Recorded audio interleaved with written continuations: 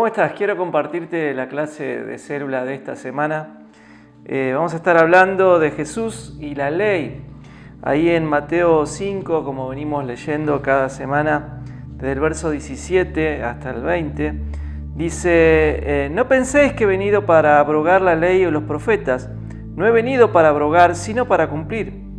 Porque de cierto os digo que hasta que pasen el cielo y la tierra, ni una jota ni una tilde pasará de la ley hasta que todo se haya cumplido.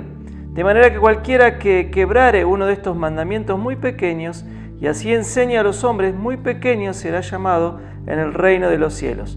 Mas cualquiera que los haga y los enseñe, este será llamado grande en el reino de los cielos. Porque os digo que si vuestra justicia no fuera mayor que la de los escribas y fariseos, no entrarías en el reino de los cielos. Bueno, mucho se ha dicho y se ha escrito sobre si Jesús vino a anular la ley o a cumplirla.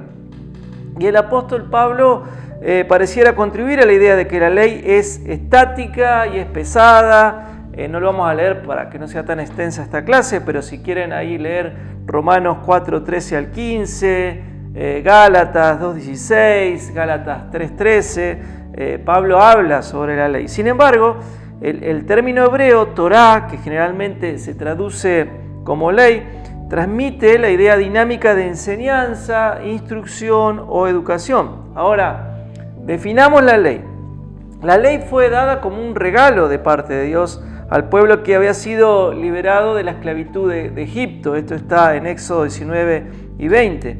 Y no se trataba de una ley para imponer una carga, un peso, para oprimir o acosar, sino que era una ley para orientar, para organizar la relación entre el pueblo recién liberado y Dios.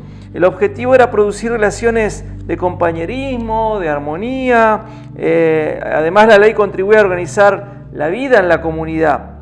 Esta ley no era un símbolo de cautiverio, sino todo lo contrario, era símbolo de liberación. Como dice ahí Salmo 19, del 7 al 10, dice: la ley del Señor es perfecta, infunde nuevo aliento. El mandato del Señor es digno de confianza, da sabiduría al sencillo. Los preceptos del Señor son rectos, traen alegría al corazón. El mandamiento del Señor es claro, da luz a los ojos. El temor del Señor es puro, permanece para siempre. Las sentencias del Señor son verdaderas, todas ellas son justas. Son más deseables que el oro, más que mucho oro refinado. Son más dulces que la miel que destina del panal. Por eso que no era signo, como decíamos, de cautiverio, sino todo lo contrario, era símbolo de liberación. Ahora, ¿qué pasa con nosotros en este tiempo? Con los cristianos y la ley. Ahora, tenemos que definir cuál es el propósito de la ley para nosotros como cristianos en el día de hoy. Para el judío tenía un propósito y para el cristiano otro parecido, pero no exactamente igual. El apóstol Pablo en la carta a los Romanos 7:7 nos habla de este propósito. La ley es para que entendamos y conozcamos lo que es pecado. Como dice ahí el apóstol Pablo, no sabríamos que la codicia es pecado si la ley no dijera no codiciarás. Entonces, hay dos aspectos de la ley. La ley tenía dos aspectos, uno era el ceremonial y otro el aspecto moral. El que caducó para nuestra era es el aspecto ceremonial, ¿no? Todas las fiestas, los ritos, las ceremonias, etcétera, etcétera, del Antiguo Testamento. Pero el aspecto moral de la ley sigue aún vigente. Y Jesús nos dice en este texto que leíamos recién que no vino a abolir la ley, sino a cumplirlo. Entonces, si yo comprendo y entiendo que la ley moral de Dios no cambió, puedo entender que todo lo que la ley dice que no se haga, no tengo que hacerlo. O sea, sigue vigente. Jesús no vino a abolir la ley, sino a cumplirla, como decíamos recién. Todo lo que la ley dice que no haga, si lo hago, es pecado. Entonces, tenemos que entender que hay bendición en la obediencia y maldición en la desobediencia. Eso no ha cambiado. Y todo lo que el hombre sembrare es lo que cosechará, como decía el apóstol Pablo ahí en Gálatas 6:7. Entonces, Jesús no vino a abolir la ley, sino a cumplirla. Porque Jesús nació bajo la ley, como todo judío, y estaba sujeto al cumplimiento ceremonial. Esto está en Lucas 2, 21 al 27, lo pueden leer ahí. Él observó los rituales y enseñó a otros a observar estos rituales, como dice también Marcos 1, 21, Marcos 14, 12, Lucas 5, 14. Y estas ceremonias y ritos del Antiguo Testamento fueron válidos hasta la cruz. Jesús, a través de su muerte en la cruz, como vamos a celebrar este fin de semana que viene, abolió la legislación ceremonial, ¿no? Está en Mateo 27, 51. Jesús purificó la ley moral de perversiones adjuntadas por los judíos y purificó la ley ceremonial de perversiones similares, como está en Mateo 15, ahí del 1 al 11.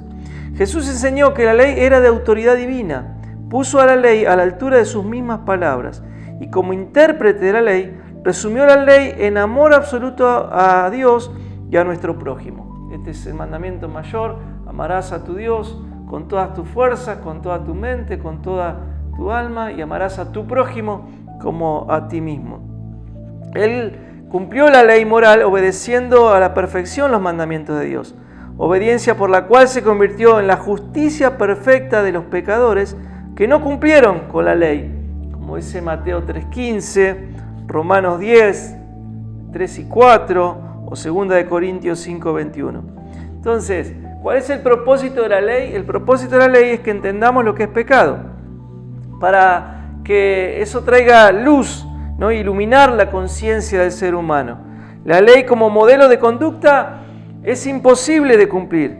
Entonces, solo por medio de la fe en Cristo podemos acceder al parámetro de justicia de Dios. Porque nadie puede ser salvo por seguir los 10 mandamientos. Sin embargo, estos siguen siendo válidos hoy en día. Y al descubrir ante cristianos la naturaleza y el poder del pecado, eso nos lleva a buscar de su gracia para poder cumplir con lo que Él nos manda. Porque la ley es una guía para conocer la voluntad de Dios y es parte del padrón de nuestra santificación. Al mismo tiempo, se cumple el requisito de la ley solo por el Espíritu Santo, mientras Él obra en y a través del creyente, como dice Romanos 8, 3 y 4. Entonces, ¿está totalmente abolida la ley? ¿La ley es cuestión del pasado? No. Como decíamos, Jesús dijo: yo no vine a abolir la ley, sino a cumplirla y a rescatar el aspecto moral de la ley y todo lo que la ley y el Antiguo Testamento dicen que no tengo que hacerlo. Si lo hago, es desobediencia. Y hay bendición en la obediencia y hay maldición en la desobediencia. Entonces, que nosotros busquemos de tal manera en estos tiempos al Espíritu Santo para que en su gracia podamos cumplir con todo lo que el Señor y todos los preceptos que el Señor nos manda, sabiendo de que en Él somos justificados y que se cumple el requisito de la ley solo por el Espíritu Santo, mientras Él obra en y a través de nosotros. Para terminar, vamos a leer ese texto de Romanos 8.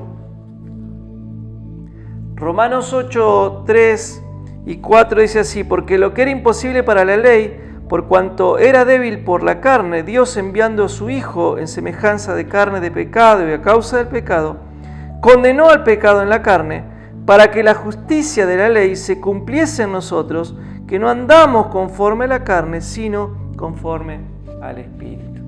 Señor, gracias te damos porque tu palabra nos trae luz, Señor, y ante, Señor, ciertas predicaciones, enseñanzas que dicen que la ley fue abolida, que nosotros podamos entender a la luz de tu palabra que vos no viniste a anular la ley sino a cumplirla, y que podamos rescatar, Señor, el aspecto moral de la ley y podamos vivirla, podamos cumplirla, podamos, Señor, entender de que hay bendición en la obediencia y que hay maldición en la desobediencia, y que podamos buscar a tu Espíritu Santo para que, Señor, justificados a través de la obra de la cruz, podamos cumplir con todo aspecto de la ley. Gracias, Señor, porque no nos dejaste solo. Gracias porque tu Espíritu Santo está para ayudarnos, para asistirnos y nunca nos vas a dejar solos. Señor, te damos la gloria y la honra y la alabanza en el nombre de Jesús. Amén.